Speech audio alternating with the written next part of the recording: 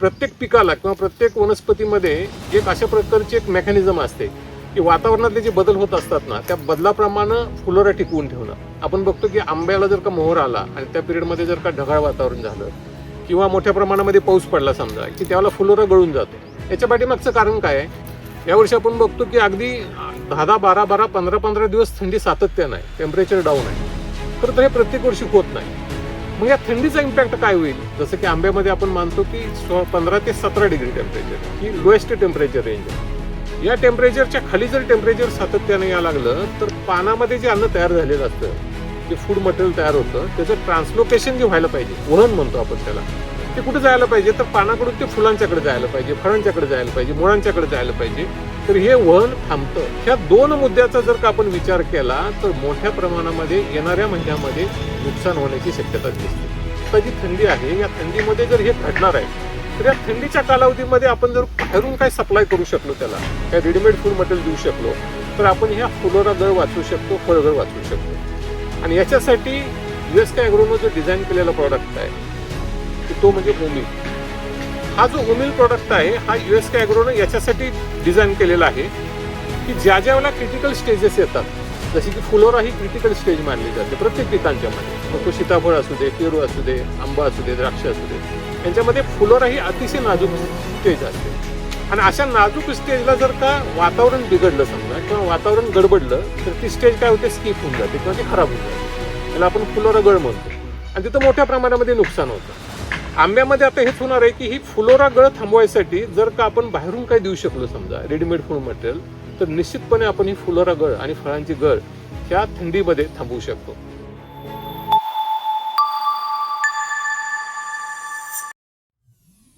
नमस्कार शेतकरी मित्रांनो, स्वागत आहे तुमचं USK ॲग्रोच्या एका नवीन व्हिडिओमध्ये.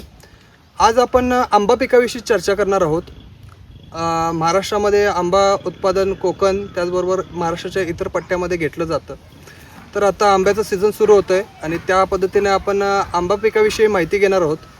आणि आपल्यासोबत USK ॲग्रोचे प्रोडक्ट टेक्निकल सल्लागार अनिल मेत्रे साहेब आपल्यासोबत आहेत. तर नमस्कार सर. नमस्कार सर, सध्याच्या आजच्या परिस्थितीमध्ये आंबा उत्पादनामध्ये काय प्रॉब्लेम शेतकऱ्यांना जाणवत आहेत? बघा की या वर्षीचं जे वातावरण आहे हे सगळ्याच पिकांसाठी धोकादायक वातावरण होतं.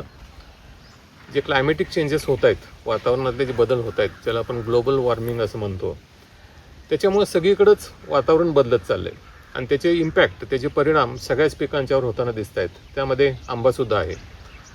यावर्षी जर आपण बघितलं तर वेळेत थंडी न पडल्यामुळं आंब्याला मोहर येण्यासाठी बराच कालावधी लागला. खरं तर पॅक्लोब्युटॅनॉलचा वापर करून सुद्धा वेळेत मोहर यावर्षी आला नाही. हा मोठा प्रॉब्लेम आहे यावर्षी आंबा उत्पादनामधला.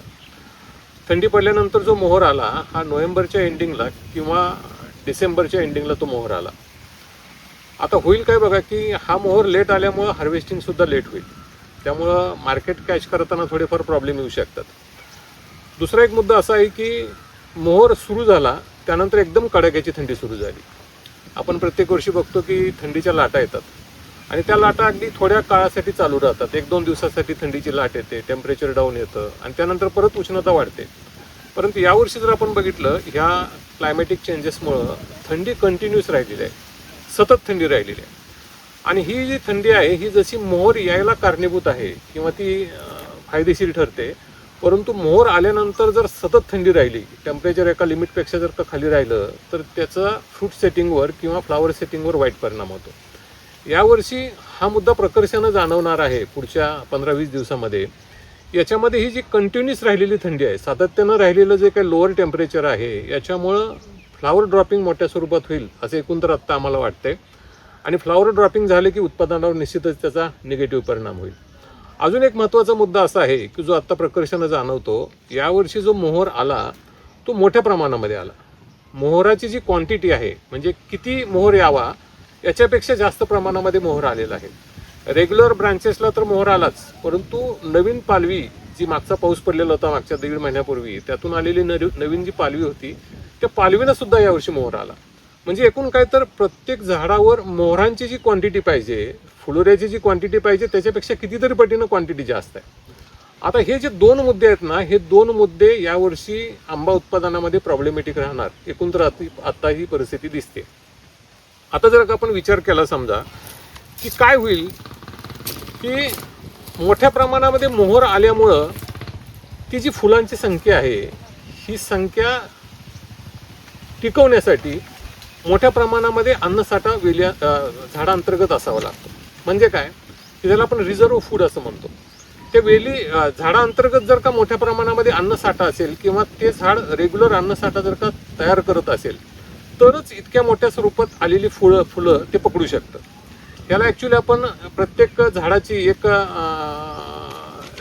प्लांट रेग्युलेशन मॅनेजमेंट जाणतो किंवा मेकॅनिझम असं म्हणतो की प्रत्येक पिकाला किंवा प्रत्येक वनस्पतीमध्ये एक अशा प्रकारची एक मेकॅनिझम असते की वातावरणातले जे बदल होत असतात ना त्या बदलाप्रमाणे फुलोरा टिकवून ठेवणं. आपण बघतो की आंब्याला जर का मोहर आला आणि त्या पिरियडमध्ये जर का ढगाळ वातावरण झालं किंवा मोठ्या प्रमाणामध्ये पाऊस पडला समजा की त्यावेळेला फुलोरा गळून जातो. याच्या पाठीमागचं कारण काय आहे की त्यावेळेला त्या आंब्याच्या झाडाची सेल्फ रेग्युलेशन मेकॅनिझम जी आहे ती मेकॅनिझम कार्य करायला चालू करते. त्या झाडाला एक असे सेन्सर असतात, त्याला समजतं की आता एवढी फुलं आपण पकडू शकत नाही, एवढ्या फुलांचे आपण आंबे तयार करू शकत नाही, फळं तयार करू शकत नाही, त्यामुळे ते फळे ड्रॉप होऊन जातात. आत्ता जी परिस्थिती आहे या परिस्थितीमध्ये मोठ्या प्रमाणामध्ये जो काही मोहर आलेला आहे या मोहराला सेटिंग करण्यासाठी जेवढं रिझर्व्ह फूड मटेरियल पाहिजे तेवढं त्या झाडाकडे आत्ता नाही. आणि त्यामुळे होईल काय की आपण खुश आहोत, सगळे शेतकरी खुश आहेत की मोठ्या प्रमाणामध्ये मोहर आला, भले लेट आला पण मोठ्या प्रमाणामध्ये आला.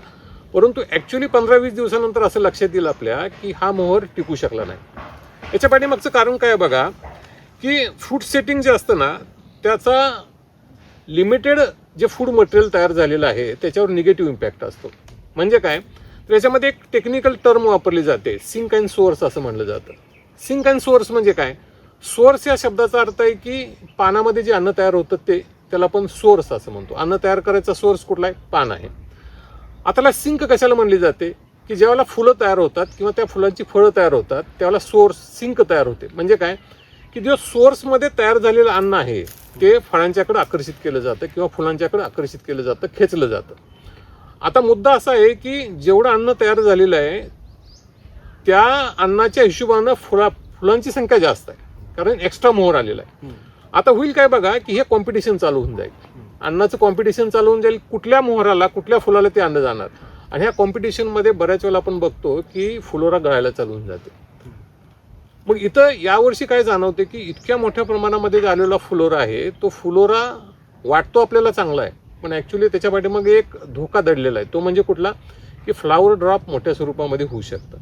हा एक महत्त्वाचा मुद्दा आहे. दुसरा महत्त्वाचा एक मुद्दा असा आहे की बऱ्याच वेळेला असं बघितलेलं आहे, आपण अनुभवलेलं आहे की मोठ्या प्रमाणामध्ये जर फुलोरा त्या झाडाला आला तर तिथं फ्लावर ड्रॉप मोठ्या स्वरूपात होतो. अगदी 99% रेकॉर्ड केलेला आहे. म्हणजे काय तर यावर्षी हे होऊ शकतं की मोठ्या प्रमाणामध्ये जो फुलोरा आलेला आहे तो फुलोरा ड्रॉप होऊ शकतो. आता आपल्यापुढे एक चॅलेंज आहे की हा फुलोरा टिकवून कसा ठेवायचा. अजून एक उत्पादन घटण्यामागचं अजून एक कारण आहे ते म्हणजे मगाशी जसं मी म्हणलं की कडाक्याची थंडी आणि ती सातत्यानं असणारी. यावर्षी आपण बघतो की अगदी 10-10, 12-12, 15-15 दिवस थंडी सातत्यानं आहे, टेम्परेचर डाऊन आहे. खरं तर हे प्रत्येक वर्षी होत नाही. मग या थंडीचा इम्पॅक्ट काय होईल तर ही जी थंडी आहे ना या थंडीमध्ये 2 मेजर प्रॉब्लेम येतात बघा. पहिला प्रॉब्लेम आहे की जर का सातत्यानं रात्रीचं टेम्परेचर 15 ते 17 डिग्रीच्या खाली यायला लागलं तर जे पोलन ग्रेन्स असतात ज्याला आपण पुकेशर असं म्हणतो, हे जे काही परागीभवन करण्यासाठी पुकेशराचा जो मदत घ्यावी लागते ते पोलन ग्रेन्स या कडाक्याच्या थंडीमध्ये जिवंत नाही राहू शकत. त्याची एक रेंज ठरलेली आहे टेम्परेचरची. किती आहे तर ती 15 ते 17च्या वर पाहिजे आणि ती सातत्यानं पाहिजे. आता आपण बघतो की मागच्या 15 ते 20 दिवसामध्ये सातत्यानं 15-17 डिग्रीच्या खाली टेम्परेचर राहिलं रात्रीचं.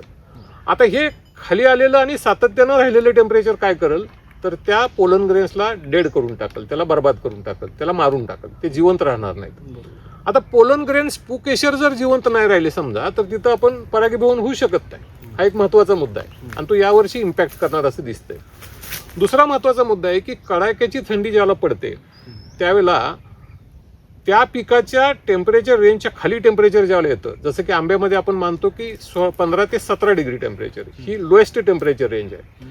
या टेम्परेचरच्या खाली जर टेम्परेचर सातत्यानं यायला लागलं तर पानामध्ये जे अन्न तयार झालेलं असतं जे फूड मटेरियल तयार होतं त्याचं ट्रान्सलोकेशन जे व्हायला पाहिजे, वहन म्हणतो आपण त्याला, ते कुठे जायला पाहिजे तर पानाकडून ते फुलांच्याकडे जायला पाहिजे, फळांच्याकडे जायला पाहिजे, मुळांच्याकडे जायला पाहिजे.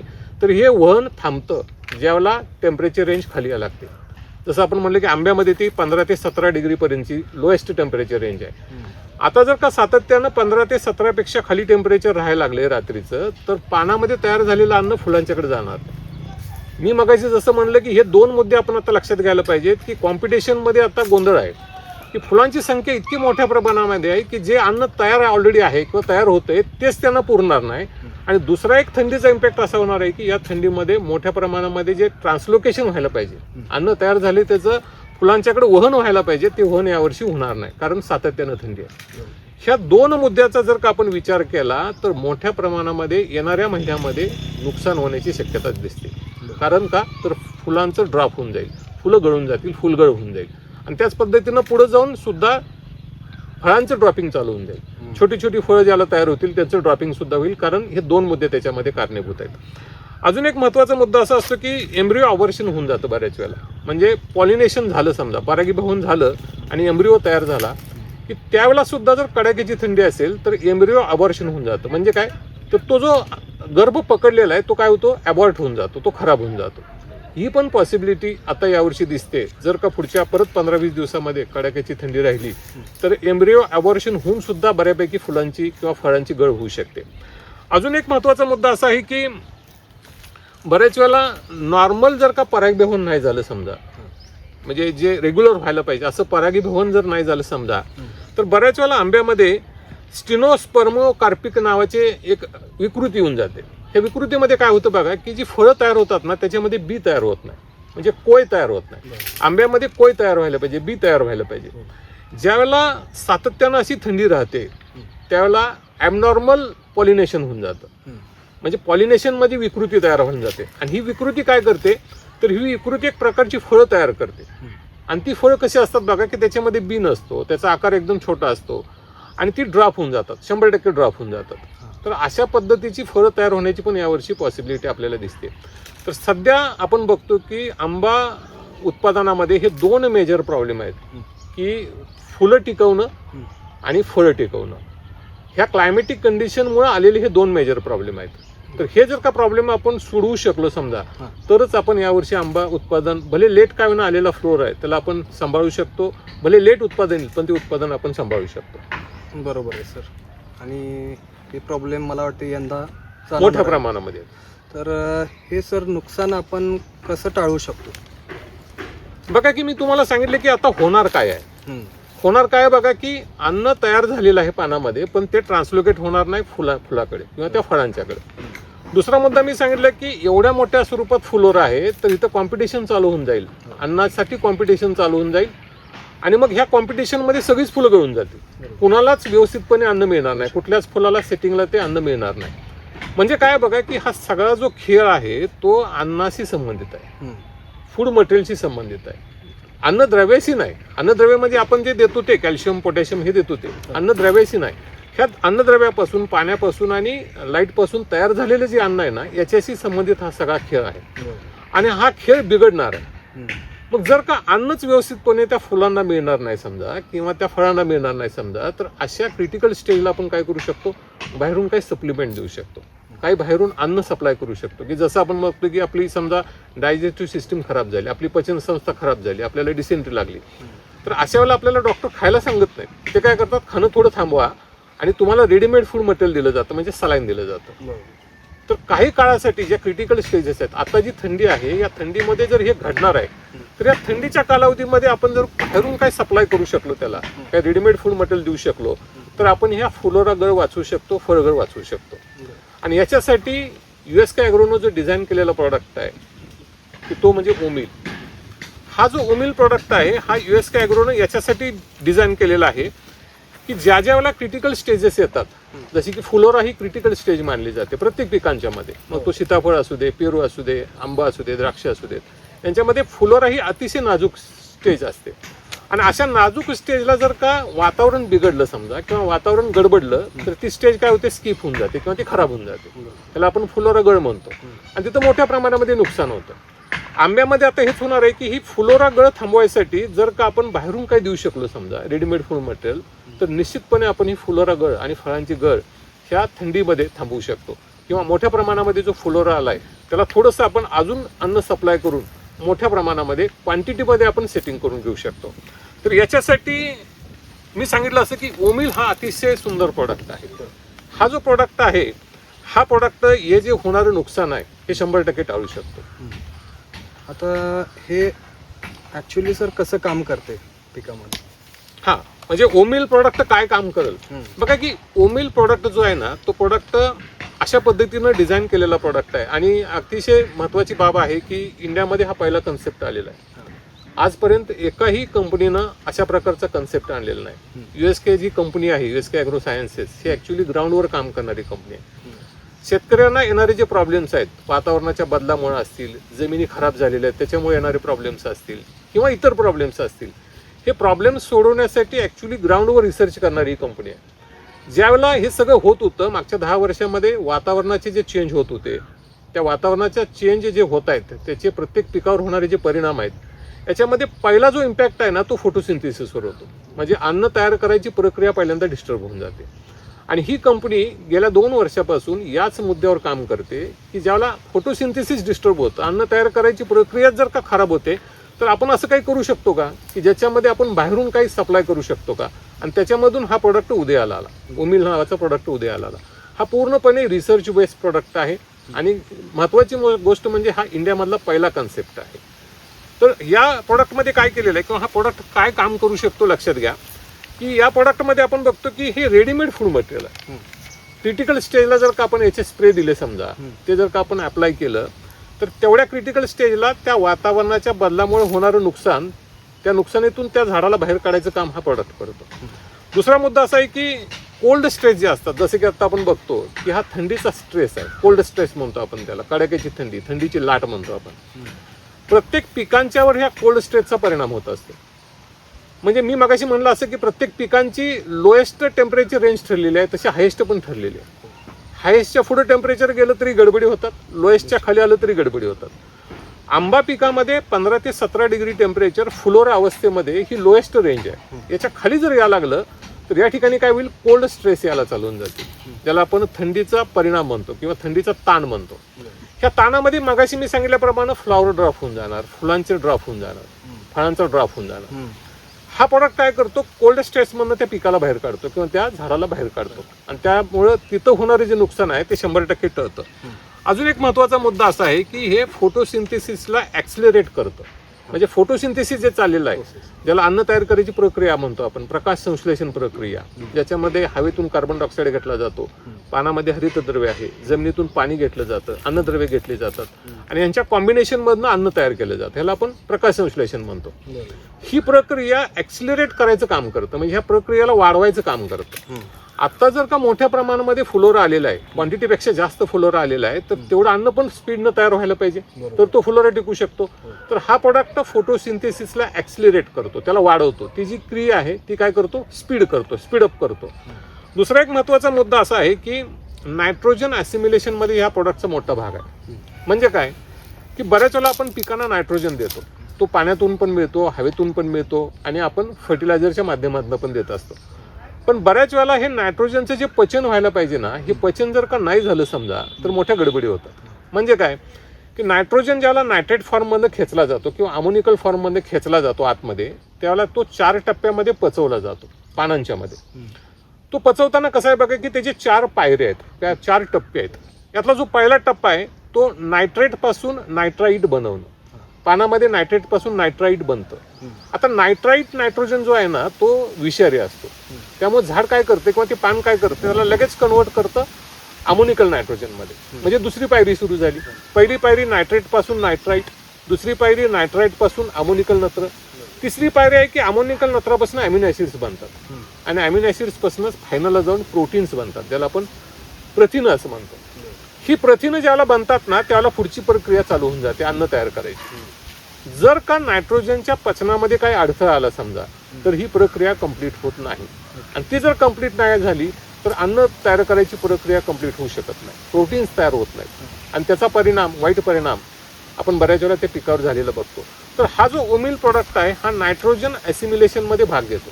म्हणजे काय, तर ही जी प्रक्रिया आहे तो स्पीडअप करून देतो आणि लवकरात लवकर त्या नायट्रोजनचं पचन करून त्याचं प्रोटीन्समध्ये रूपांतर करतो किंवा प्रथिनामध्ये रूपांतर करतो.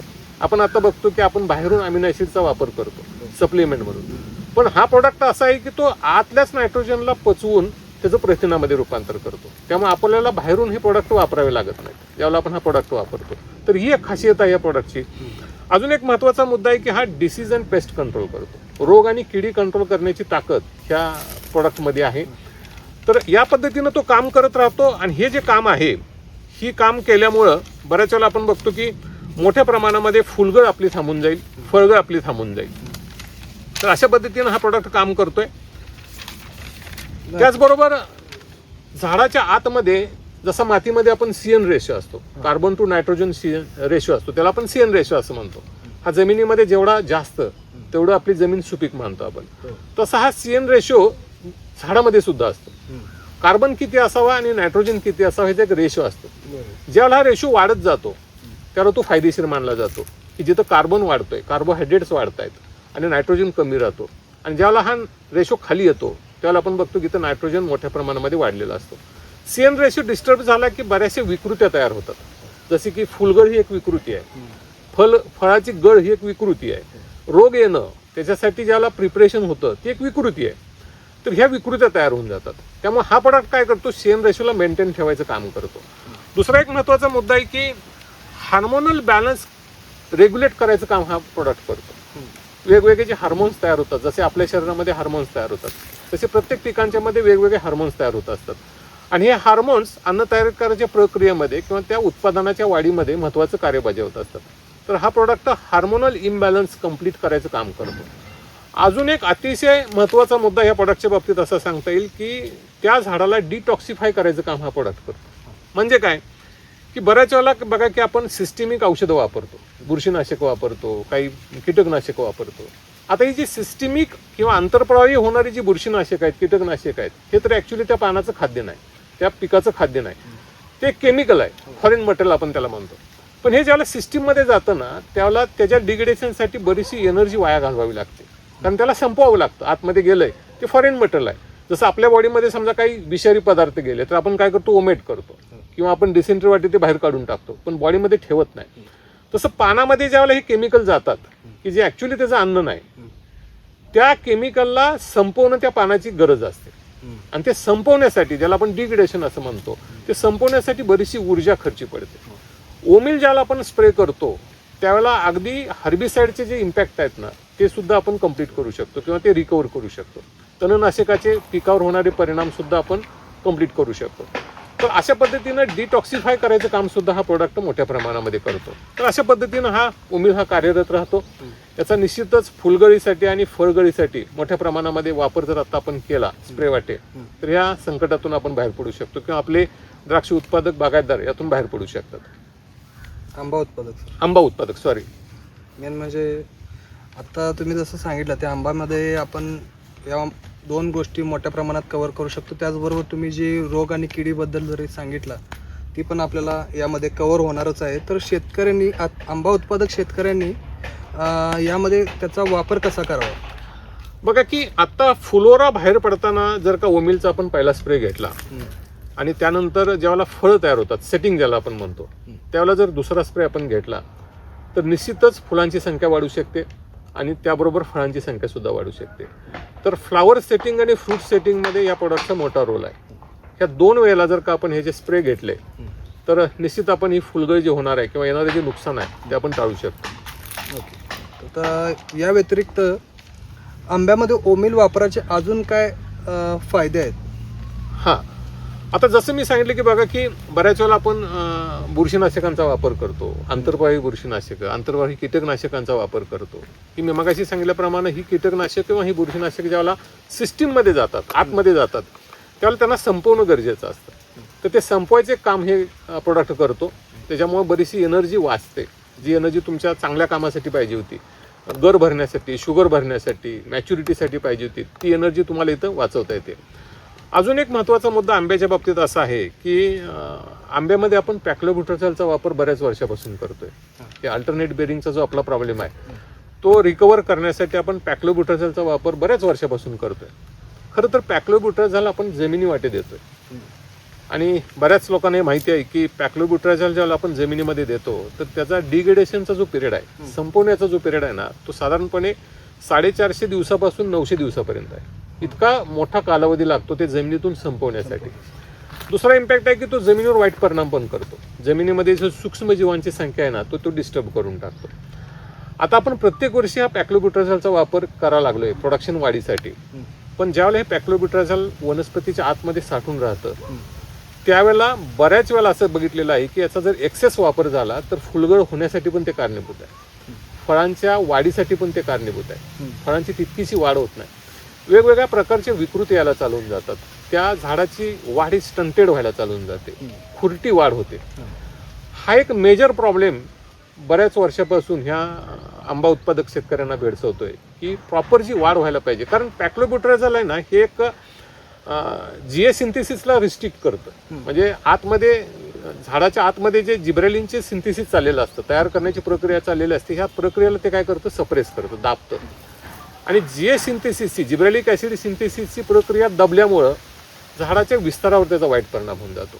आपण बघतोय की या मागच्या 15-20 वर्षामध्ये हा जो कोकण पट्टा आहे याच्यामध्ये पॅक्लोब्युटाझॉलचा वापर झाल्यामुळे डेरेदार जी वनस्पती किंवा डेरेदार जी फळं आपण झाडं बघत होतो त्यात आपल्याला बघायला मिळत नाहीत, खुरटी झालेली झाडं आपण बघतो.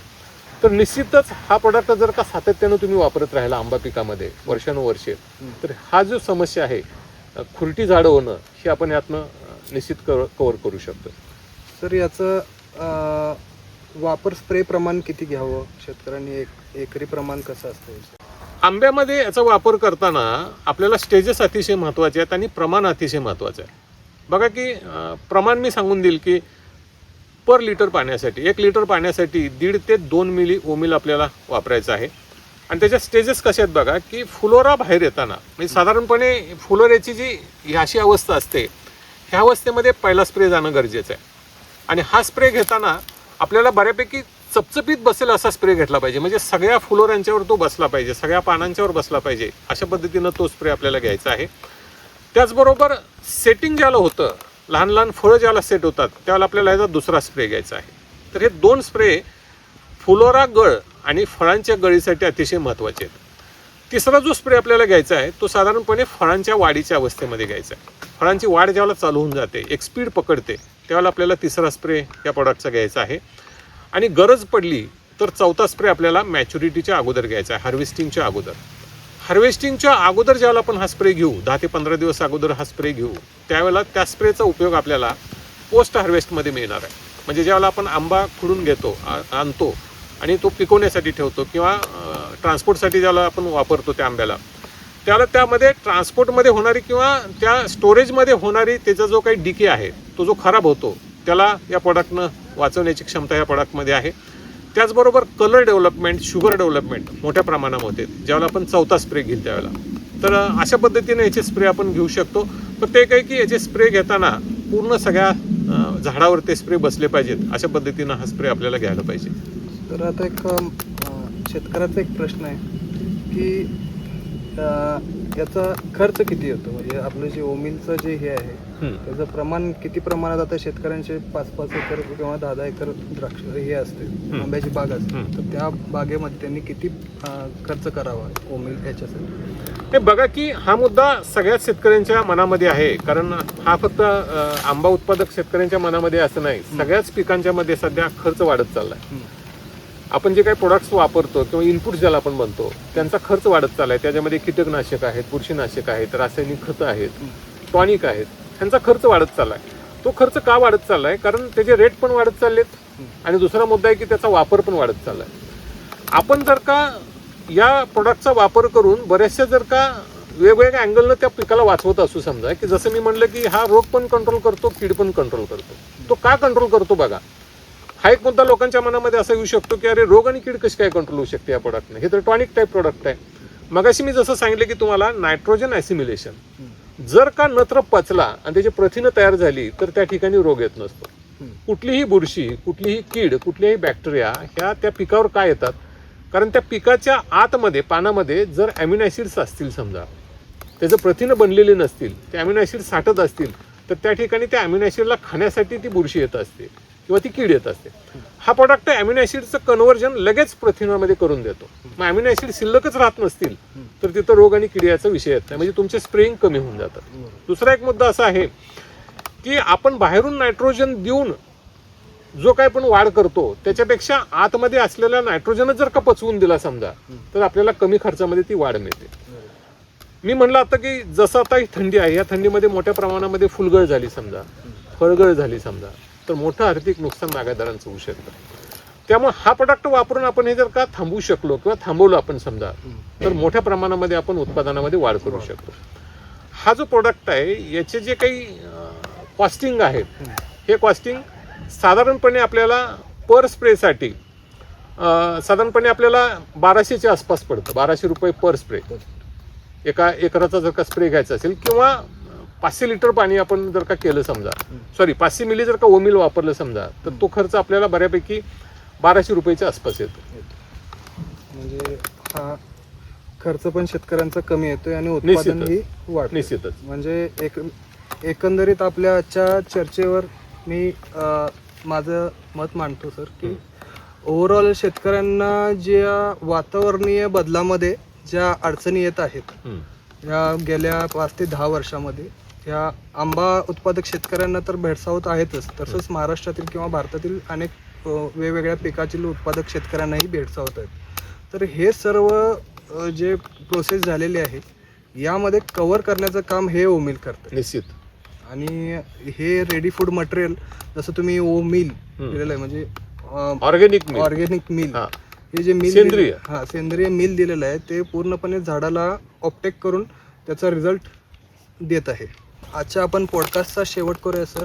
जे तुम्ही आज आम्हाला आंबा पिकाविषयी एवढी डीप आणि टेक्निकल नॉलेज दिलं, आम्हाला शेतकऱ्यांनाही आम्हाला सांगू इच्छितो की अशा पद्धतीनं आपलं जे आंबा पिकाविषयी आपण आज माहिती घेतली, अशीच आपण इतर वेगवेगळी पिकं आहेत जसं की डाळिंब असेल, द्राक्ष असेल, टोमॅटो असेल किंवा पपई पीक असेल, अशा विषयी आपण आता पुढील यूट्यूब व्हिडिओज आणणार आहोत. त्यासाठी आपल्या पेजला लाईक करा, शेअर करा आणि सबस्क्राईब करायला विसरू नका. धन्यवाद. नमस्कार.